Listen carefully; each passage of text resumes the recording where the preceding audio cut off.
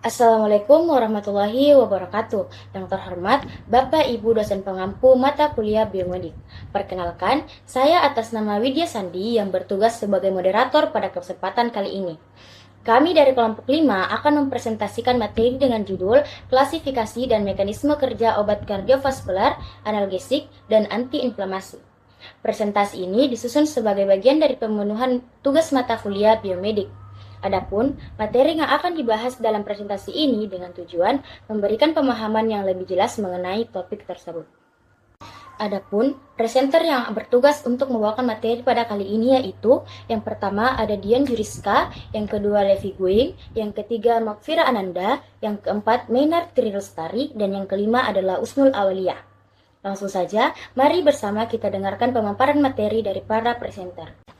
Adapun latar belakang dari materi kali ini adalah sistem kardiovaskular yang juga dikenal sebagai sistem peredaran darah merupakan jaringan kompleks yang terdiri dari jantung dan pembuluh darah, berfungsi untuk mendistribusikan oksigen dan nutrisi ke seluruh tubuh, serta mengeluarkan produk limbah metabolisme seperti karbon dioksida.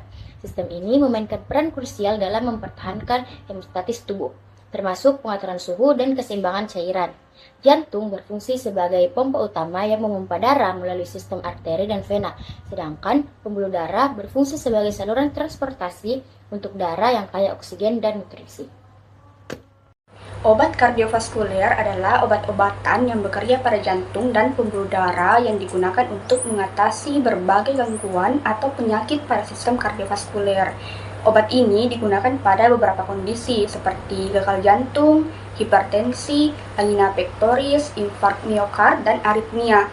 Cara kerjanya adalah dengan memengaruhi kekuatan kontraksi jantung, frekuensi serta ritme denyut jantung, dan juga tonus pembuluh darah, sehingga aliran darah dan tekanan hemodinamik tubuh dapat menjadi lebih stabil.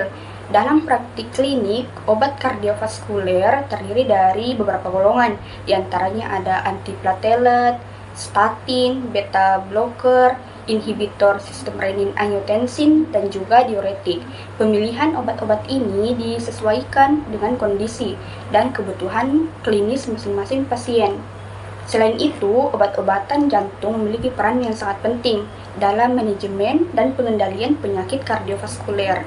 Oleh karena itu, penggolongan obat berdasarkan mekanisme kerja dan indikasi klinisnya menjadi hal yang penting agar tenaga kesehatan dapat memberikan terapi yang tepat, aman, dan efektif. Analgesik adalah obat yang digunakan untuk mengurangi atau menghilangkan rasa nyeri tanpa menghilangkan kesadaran. Dalam kehidupan sehari-hari, kita sering tanpa sadar menggunakan obat analgesik, misalnya saat sakit kepala atau sakit gigi. Antipiretik adalah obat yang berfungsi untuk menurunkan suhu tubuh saat demam. Obat ini bekerja dengan menghambat pembentukan prostaglandin di sistem saraf pusat dan tidak berpengaruh pada suhu tubuh orang normal. NSAID atau obat antiinflamasi non-steroid merupakan obat yang memiliki 3 efek utama, yaitu mengurangi nyeri, menurunkan demam, dan mengatasi peradangan. Berdasarkan jenisnya, analgesik dibagi menjadi 2 golongan, yaitu analgesik opioid dan analgesik non-opioid. Analgesik opioid digunakan untuk nyeri berat, seperti pada fraktur dan kanker. Contohnya morfin, fentanyl, dan kodein. Sementara itu, analgesik non-opioid atau analgesik perifer bekerja tanpa memengaruhi sistem saraf pusat, tidak menurunkan kesadaran, dan tidak menimbulkan ketergantungan. Contohnya paracetamol, aspirin, ibuprofen, dan obat antiinflamasi non-steroid lainnya. Antiinflamasi adalah obat atau golongan obat yang berfungsi untuk menekan atau mengurangi peradangan. Peradangan atau inflamasi dapat terjadi akibat berbagai rangsangan seperti luka fisik, infeksi, panas, maupun reaksi antara antigen dan antibodi. Berdasarkan mekanisme kerjanya, obat antiinflamasi dibagi menjadi 2 golongan utama, yaitu antiinflamasi steroid dan antiinflamasi non-steroid. Kedua golongan ini digunakan sesuai dengan tingkat keparahan dan penyebab peradangan. Jenis dan fungsi obat kardiovaskular ada 5 bagian. Yang pertama itu ada gagal jantung dan terbagi menjadi 8 bagian. Yang pertama itu diuretik, ACE inhibitor, angiotensin reseptor blocker atau ARB, beta blocker, antagonis aldosteron, glikosida jantung, vasodilator, obat inotropik. Yang kedua itu ada infak miokardium dan terbagi menjadi 7 bagian. Yang pertama itu antiplatet, yang kedua antikoagulan, yang ketiga nitrat, yang keempat beta blocker, yang kelima ACE inhibitor, yang keenam statin, dan yang ketujuh obat strombolitik. Dan yang ketiga ada angina pectoris dan terbagi menjadi 3 bagian. Yang pertama yaitu nitrat organik senyawa, kalsium antagoni, dan terakhir beta blocker. Dan yang keempat itu ada hipertensi. Hipertensi terbagi menjadi 5 bagian. Yang pertama itu diuretik tlasid, yang kedua beta blocker, dan yang ketiga angiotensin converting enzyme inhibitor atau ACEI. Dan yang terakhir calcium channel blocker atau CCB. Dan yang kelima aritmia jantung. Dan aritmia jantung terbagi menjadi 4 bagian. Yang pertama itu ada antiarmitik kelas 1 atau sodium channel blocker.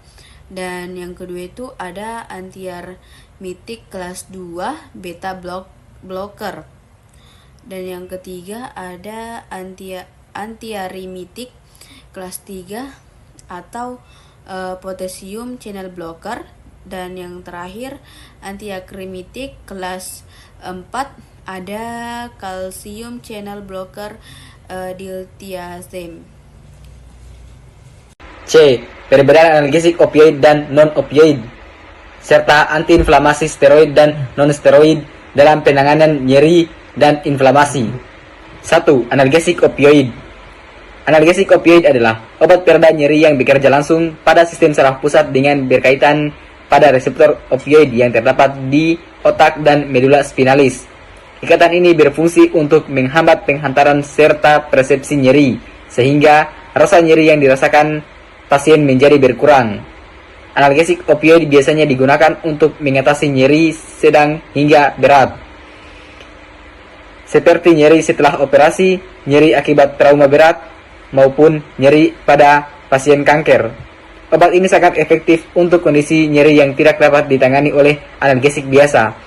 Namun, perlu diketahui bahwa analgesik opioid tidak memiliki efek antiinflamasi karena tidak bekerja langsung pada proses peradangan. Selain itu, penggunaan harus diawasi dengan ketat karena dapat menimbulkan berbagai efek samping seperti mengantuk, mual, muntah, konstipasi, depresi pernapasan, serta risiko toleransi dan ketergantungan jika digunakan dalam jangka panjang. 2. Analgesik non-opioid. Analgesik non-opioid adalah obat pereda nyeri yang bekerja dengan mekanisme berbeda dari obat opioid. Obat ini bekerja dengan cara menghambat pembentukan prostaglandin melalui penghambatan enzim siklooksigeenase atau COX, baik di jaringan perifer maupun sebagian di sistem saraf pusat. Prostaglandin sendiri berperan dalam munculnya rasa nyeri dan demam, sehingga ketika produksinya dihambat, nyeri dan suhu tubuh dapat menurun. Nyeri ringan hingga sedang, seperti sakit kepala, nyeri otot, nyeri sendi, atau nyeri setelah tindakan medis ringan. Beberapa obat dalam kelompok ini, khususnya yang termasuk dalam golongan NSAID, juga memiliki efek antiinflamasi sehingga efektif untuk nyeri yang disertai peradangan. Keunggulan utama analgesik non-opioid adalah tidak menimbulkan ketergantungan.